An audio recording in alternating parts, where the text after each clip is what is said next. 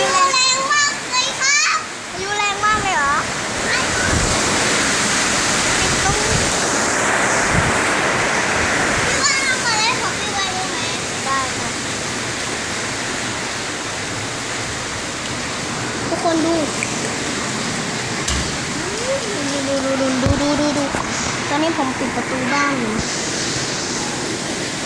เห็นไหมทุกคนเห็นไหม